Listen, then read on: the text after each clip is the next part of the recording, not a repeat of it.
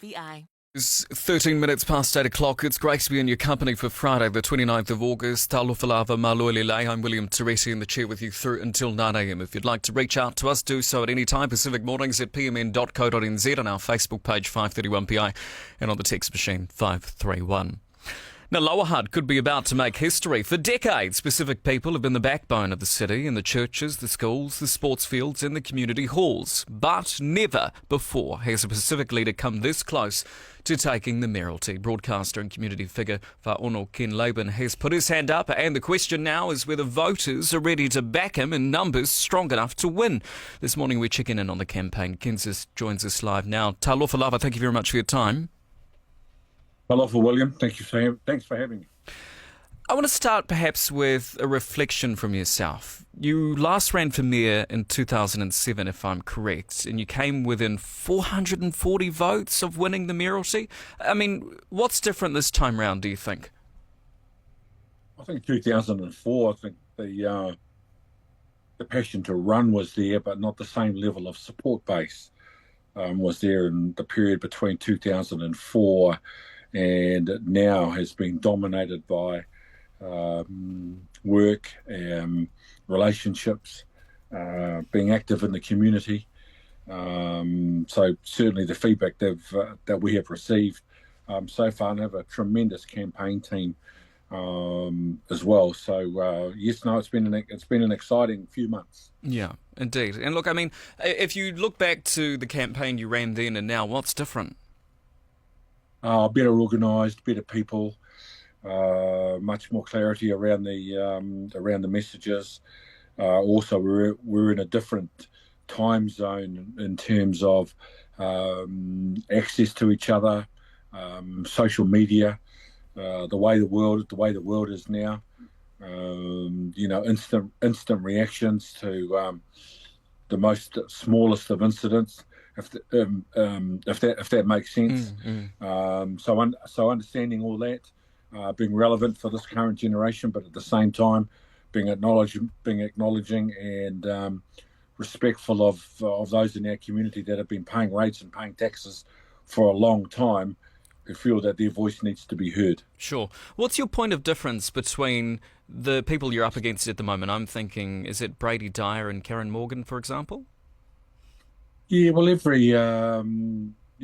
candidate runs on a base of integrity and with a commitment and a hope that they can make change for the better. And I'm no different.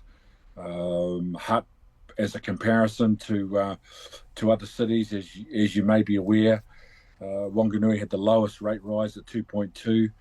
Clutha had the highest rate rise at 15.7. The national median across the country was 8.7, and Hutt City was 12.6.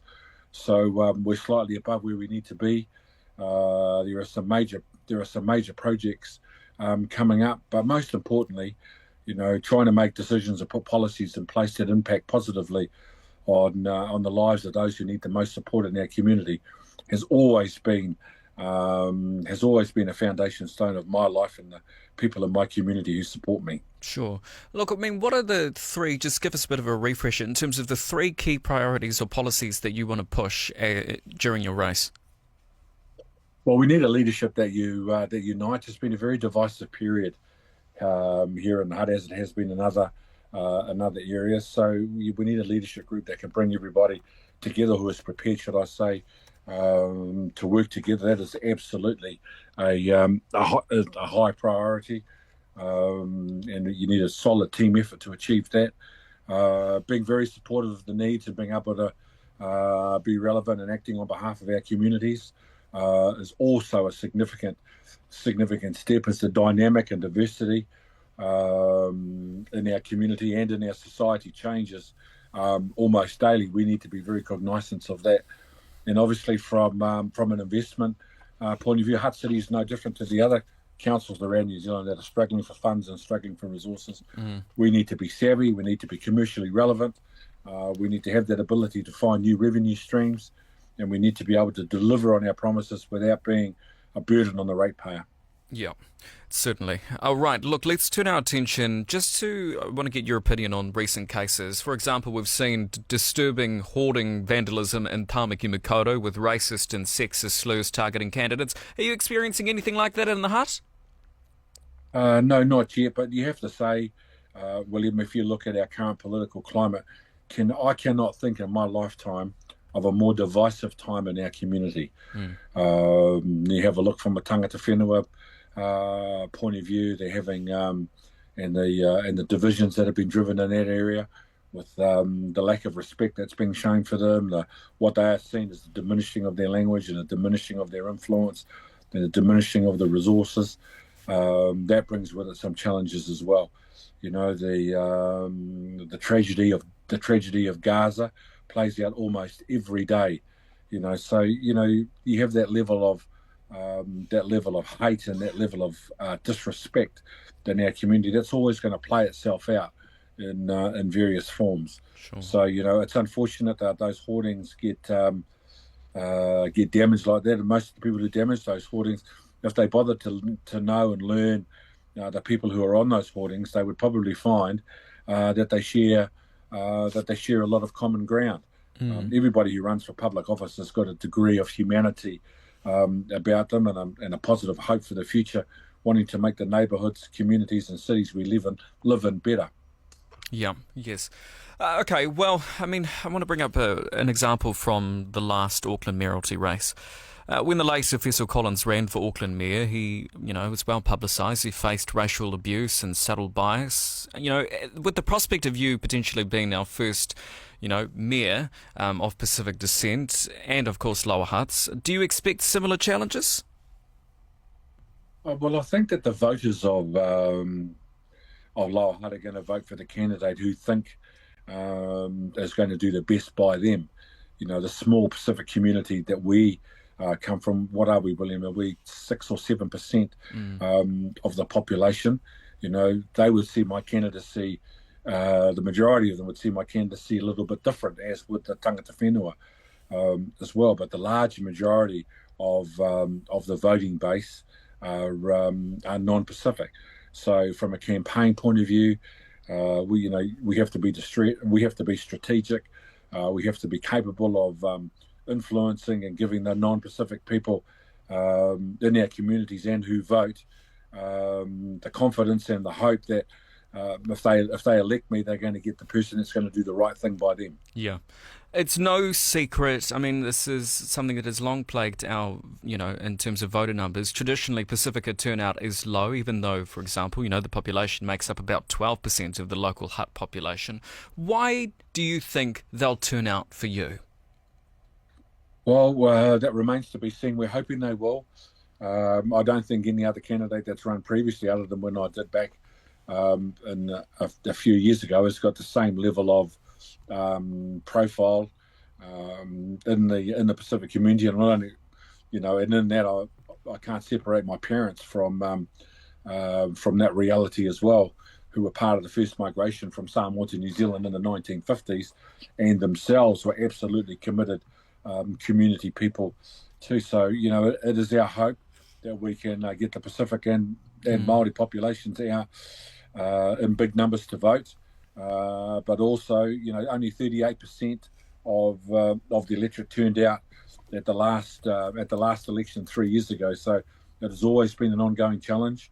This postal vote, a lot of us are going to observe with interest, William, the impact of the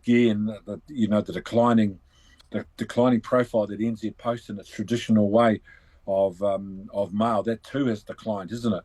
I don't know about what it's like up where you are, but here they only deliver every 2 days now, not every day. And there's a lot of talk around about the outdated and antiquated way by which we do vote, and by now we should be able to do it with a username and password on our phones. But depending on who you talk to, you get a variance of answers. Yeah. I just want to go into some specific election issues that are confined to Lower Hutt. One of the biggest frustrations for residents, and I remember covering it extensively in terms of when I was a journalist based in Wellington, the good old Seaview wastewater plant, the horrific smell that comes from the place. I mean, is that still an issue? And if so, how are you going to address that? Yeah, it is a significant issue, and one where people have gone past logic and reason debate as well, William. By now it should have been fixed. Mm. They should have come up with a program. They should have come up with a plan. And I was in Seaview the other day talking to 4 businesses in and around that area. And there's a new contractor in place, but there's been new contractors before. There's been promises made of late, but there's been promises made before. So that will be one of the many things that will test my leadership if I get there on the 11th of October. Sure. Lower Hutt also faces a $2.7 billion bill for infrastructure over the next 10 years. I mean, how will you balance those costs while keeping rates affordable?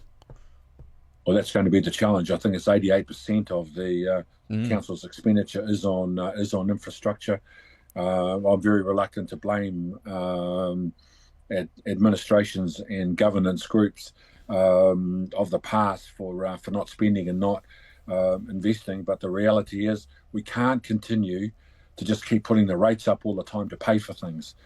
Sure, there is an expectation that there's going to be rates rises, but I also think that we need to make some very tough decisions about the way that our council operates, and line by line independent review. All of those cliches come out at this time of the election cycle. But I also think from a council point of view, we need to be a little bit more business and commercial focused. William, we need to try to think of creative ways to generate new revenue streams, commercial partnerships, sponsorships, events that generate GDP. All of those things I'm hoping will be cornerstones in my mayoralty. Mm.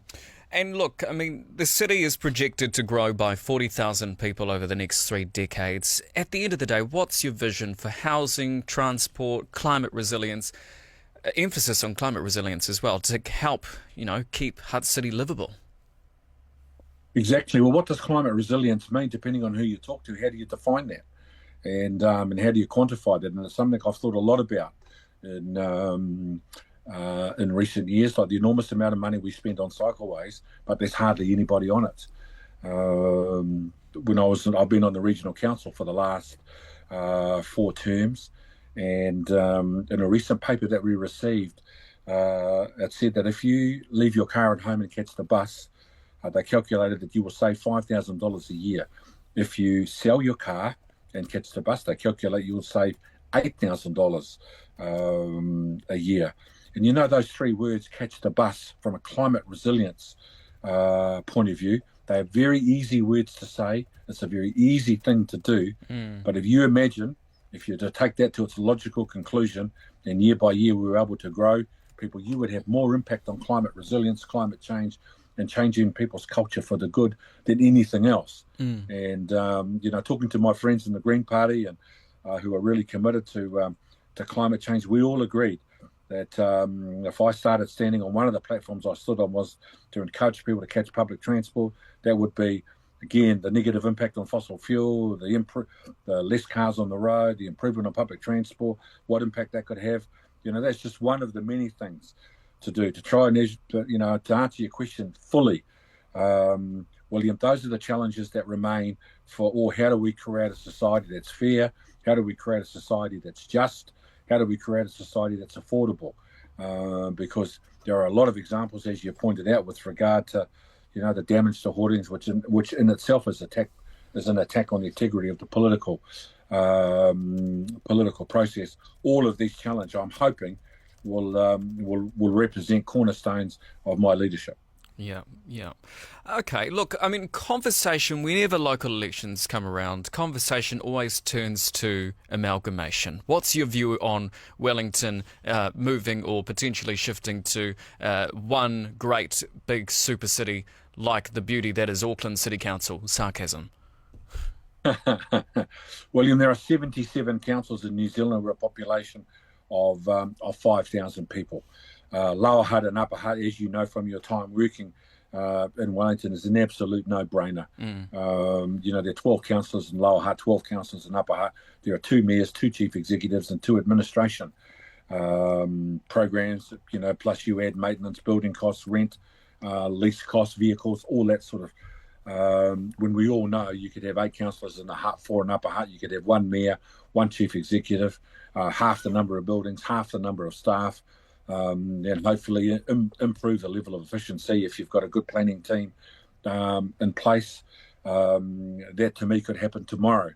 And if I get elected, that will be one of the early things on the agenda in terms of talking to the administration and leadership of Upper Hutt. And I do know that there's I do know that within central government and talks that I've had with our leaders down here in central government, that they do favour amalgamation, they do favour super city, they do favour economies of scale and efficiency, like we all do. And ultimately, I think, William, if it's going to be a win-win for the ratepayer, then we have to do it. You know what? Just before we wrap up, I'm trying to figure you out politically in the sense of, I think traditionally you've been perhaps more consistently aligned with centre-left kind of politics, but during this conversation, you've spoken and touched on points like fiscal restraint and, ensuring, rates aren't too expensive, all that jazz. Where do you actually sit on the political spectrum? Well, I'm running as an independent. We are blessed. We're essentially, I live in the Hutt South electorate. Our current elected MP is the senior cabinet minister, Chris Bishop, and our other list MP is also a very experienced and former minister, Ginny Anderson. I would like to think, well, I know they are both. They are both very big supporters of me, and I have huge respect for both of them. We are blessed here in the Hutt South. We have a couple of hard-working, industrious members of Parliament. The fact that they're going at each other every day, trying to pinch the seat off each other, has meant that our electorate, from a governance and leadership point of view, has been the benefactor of it. And some people, I would like to think that I'm centre. Centre. I like that. All right. Well, look, is that a new one? Look, it's an exciting prospect, regardless of political stripes or colours, to even have the potential of a Pacific mayor. Certainly is exciting in itself. So thank you very much for your time. Appreciate it, and all the best on the campaign trail, eh? Thank you, William, for your time. Cheers. That is